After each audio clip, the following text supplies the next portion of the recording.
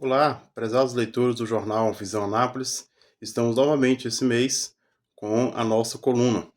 E como dissemos no mês passado, né, como dissemos na edição anterior, estamos aqui com uma abordagem, com uma temática que de alguma maneira dá continuidade àquilo que dissemos no mês anterior. Então, se você não teve oportunidade de ler a nossa coluna no jornal Visão Anápolis no mês anterior, você pode ver o nosso vídeo, né, no qual fizemos um trabalho que inauguramos, inclusive, na edição anterior, né, de fazermos a leitura e tecermos alguns comentários sobre a temática que trabalhamos na edição. Para a presente edição, o texto tem um título Mais que uma Utopia. O Brasil está novamente em ano de eleições, e o pleito para prefeitos e vereadores é de vital importância para as pessoas. Os representantes mais próximos que o povo tem na política são os vereadores e prefeitos, especialmente nas pequenas e médias cidades. Daí a relevância da escolha do povo em outubro. A grande questão é até que ponto os políticos que atualmente ocupam cargos eletivos e aqueles que serão eleitos esse ano farão jus à representatividade do povo. Para Aristóteles, a cidade é uma sociedade de pessoas que visam levar a melhor vida possível, isto é, todos almejam o bem e a felicidade. Esta consiste no exercício perfeito da virtude. Então, o que é a felicidade para Aristóteles? É o exercício perfeito da virtude. Embora haja certo grau de relatividade no que tange à felicidade, a virtude lhe é intrínseca e para ela se ordena a vida da comunidade política. Então, já há alguns aspectos a destacar. Algumas pessoas podem pensar que talvez seja algo um tanto quanto utópico, algo um tanto quanto distante, efêmero, essa ideia de a felicidade ser a virtude perfeita, né? E até a possibilidade das pessoas alcançar a felicidade, já que existe certo grau de relatividade. Ok, existe de fato um grau de relatividade, né? Existem maneiras diferentes de se chegar, de se alcançar a felicidade, mas o que importa destacarmos é que nossa sociedade, as gerações atuais, né, elas têm uma série de informações disponíveis, têm uma série de possibilidades de lazer, de diversão, de satisfação dos prazeres mais diversos à sua disposição. E mesmo assim, temos uma sociedade que até certo ponto está enlouquecida, né? Os índices de suicídio, os índices de pessoas com problemas psiquiátricos, né? E o índice, a grande quantidade de ações realmente que continuam nos assustando, né? Mesmo com toda a razão, mesmo com toda a propaganda iluminista, né, que dizia que estaria iluminando o mundo pela razão, mesmo com tanto conhecimento disponível, mesmo assim continuamos, né, fazendo tantas coisas erradas, praticando tantos males, né, cometendo tantos crimes, cometendo tantos pecados, mergulhados realmente em diversos erros, né? Ou seja, nunca tivemos tanta quantidade de informações, tantas possibilidades de lazer, de satisfação de prazeres físicos, corporais disponíveis e ao mesmo tempo é uma geração que realmente não se encontra, né? Não acha essa felicidade. E isso se dá justamente porque ela é realmente o exercício perfeito da virtude.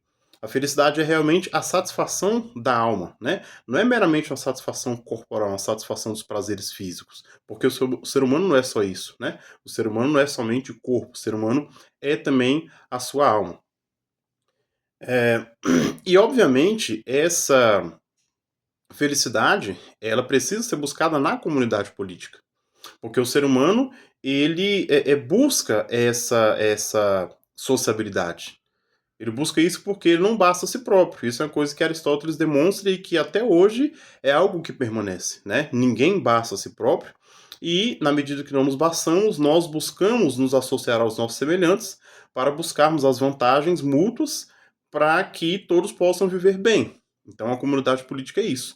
É um lugar onde as pessoas se associam e todas buscam ali satisfazer as necessidades, né, buscar as vantagens mútuas para viver bem. Sejam comunidades pequenas, como pequenos vilarejos, pequenas cidades, sejam comunidades mais complexas, né? E mesmo as grandes cidades, ela tem as suas pequenas comunidades, tem ali os seus bairros, né? Enfim, todas elas têm esse viés, essa finalidade. Ou seja, associarem, se as pessoas se associam para buscar vantagens mútuas, para buscar a satisfação das suas necessidades e, em última análise, buscar a felicidade.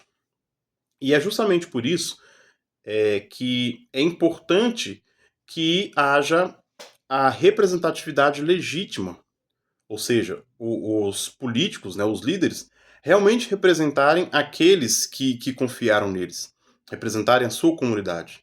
E não se servirem do período eleitoral, não se servirem, né, da propaganda político-partidária que está se iniciando para alcançarem o poder e depois servirem a si próprio, aos seus interesses, ao seu grupo econômico ou à sua ideologia político-partidária. É necessário, primeiramente, servir ao povo, né, buscar fazer o bem para o povo. Então, continuando a leitura do nosso texto no jornal Visão Anápolis.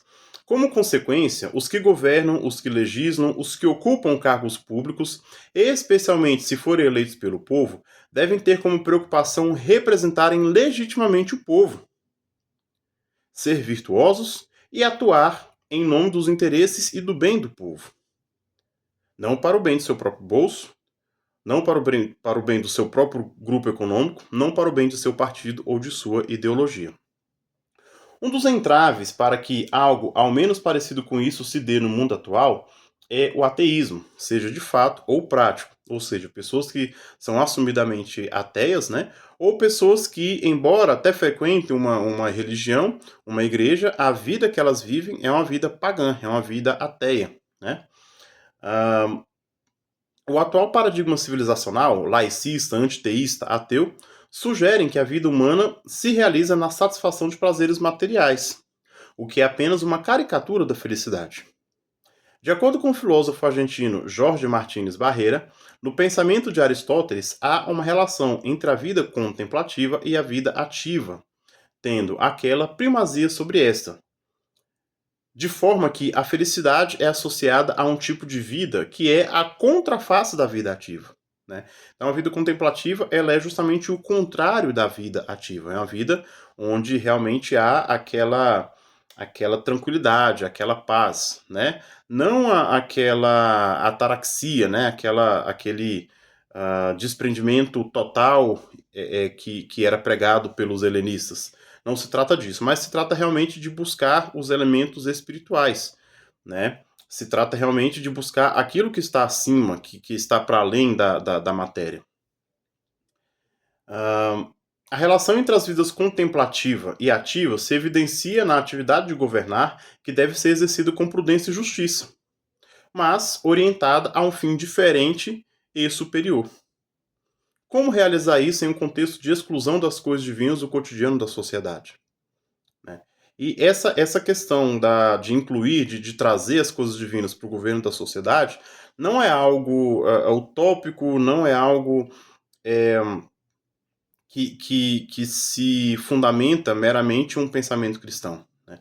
O próprio Aristóteles, como nós vamos ver em seguida aqui no texto, ele já dizia que uma das principais coisas para o bom ordenamento de uma comunidade política é o culto das coisas divinas.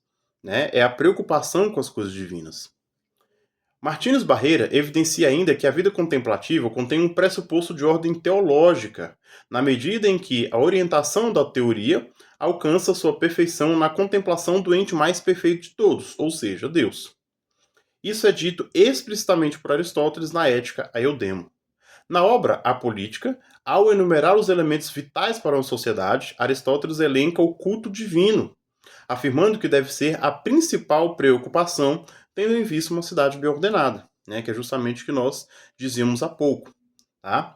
Há, portanto, um ordenamento a um fim que se relaciona com as coisas divinas e que contém um requisito de ordem ética, o qual só é plenamente satisfeito na vida comunitária perfeita.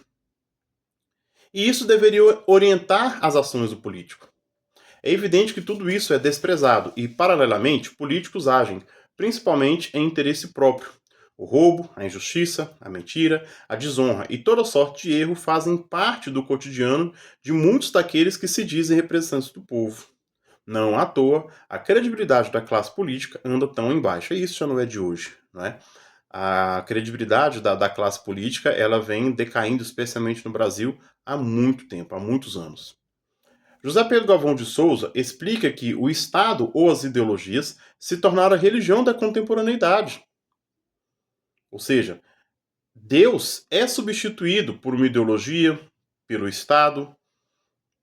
Então, nós não.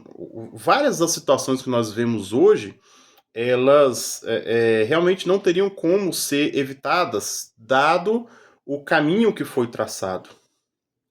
Tá? Dada a construção civilizacional que tem sido feita, né, intencionalmente, deliberadamente nos últimos séculos, não teria como esperarmos coisas diferentes. Né? Isso são consequências necessárias do paradigma civilizacional que vem sendo construído ao longo dos últimos séculos.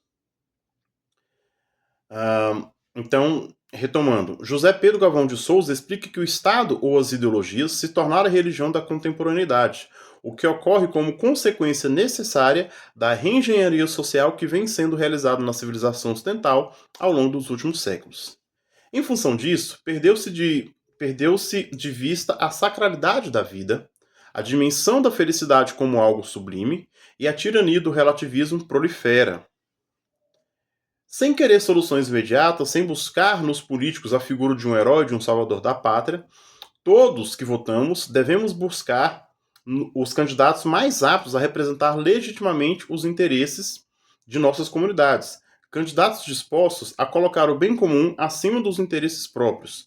Mais que uma utopia, tal ordem de coisas deve ser algo construído diariamente por todos aqueles que ainda não perderam de vista a sacralidade da vida, o respeito à lei natural e, especialmente, o temor a Deus.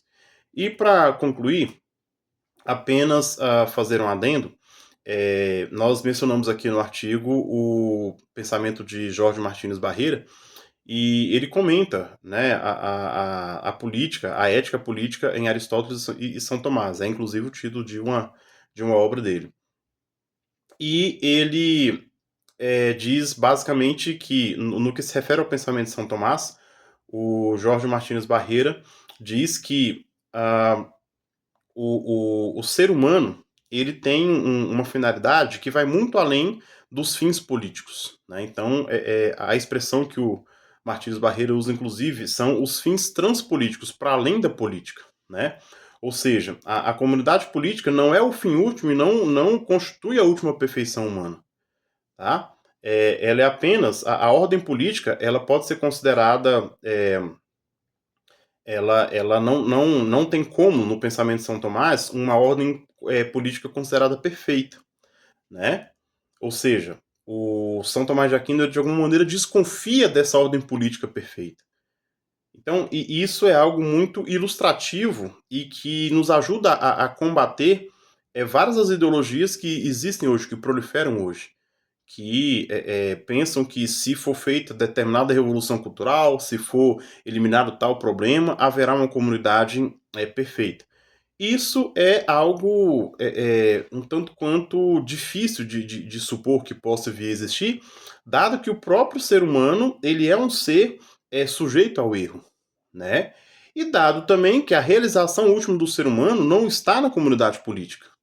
Né? A realização última do ser humano está em algo para além disso. Então, inclusive, o Jorge Martins Barreira, ele diz que a inclinação natural das ações humanas a um bem que se consubstancia no bem em si, ou seja, em Deus, implica em que atos dos seres humanos não devem ser sempre e necessariamente meritórios ou demeritórios com relação à comunidade política. Né? Ou seja, a comunidade política, embora extremamente importante para a satisfação de várias necessidades do ser humano, ela realiza várias das necessidades materiais, né? Educação, segurança, saúde, enfim, esses elementos materiais, né? Essas coisas realmente humanas. Mas isso não esgota a possibilidade de realização humana. Então, uma coisa extremamente importante para um bom ordenamento de qualquer comunidade política é justamente o que tanto falta para nós hoje. É justamente o que está tão ausente e que foi deliberadamente construído, né, nesse novo paradigma civilizacional, que é justamente o respeito e a busca pelas coisas divinas, ou seja, o temor a Deus. Então, nós desejamos, esperamos que todas as pessoas que vão votar, elas votem realmente com temor a Deus, e todos os eleitos, todos aqueles que vão representar o povo, que eles também o façam com temor a Deus.